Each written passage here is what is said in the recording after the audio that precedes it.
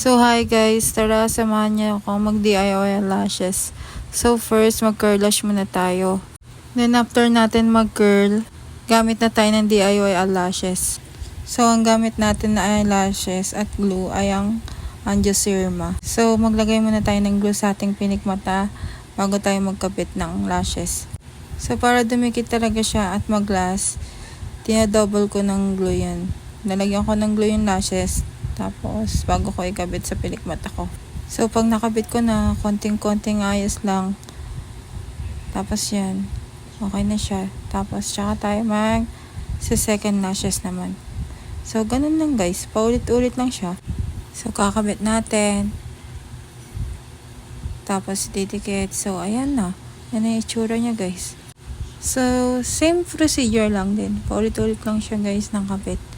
Tapos, didikitan natin ng glue, yung lashes. Tapos, ikakabit natin siya ulit hanggang sa matapos natin siya.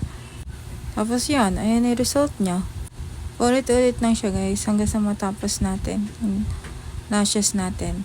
Hanggang sa makabit natin lahat. Tapos, yun nga. Alam nyo ba na kinahiligan ko to talaga? Yung tipong araw-araw ako nagkakabit nito. Kahit nasa bahay ako, pati sa trabaho. Hanggang sa pati yung pinsan ko nga nahikayat ko rin. Nakabit-kabitan ko. Tapos yun, tapos na natin yun sa kabila. So, dito naman tayo sa left. Left ba to guys? Basta, yun na sa kabila na yun. So, yun. Same procedure lang din kung ano yung ginawa natin sa kabila. Gagawin lang din natin dito sa kabila.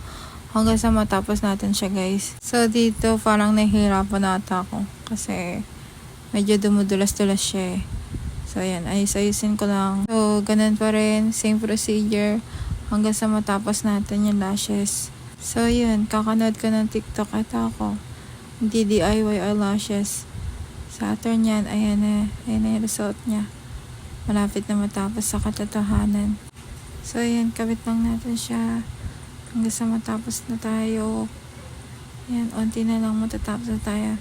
So, yun lang guys. Ulit lang yung gagawin natin. Hanggang sa matapos natin yung lashes sa pilikmata natin. Tapos pag okay na goods na. So yan, ito na yung result niya guys, diba? Tapos ayos lang natin. So may DIY lashes na tayo guys. Nililinisan ko lang yung mga excess na glue na sumabit sa mata ko. So after natin magkabit ng glue, lagyan natin siya nito ng pang seal para magtagal talaga yung lashes sa 10 ng mga weeks. So, ganun lang din. Same procedure.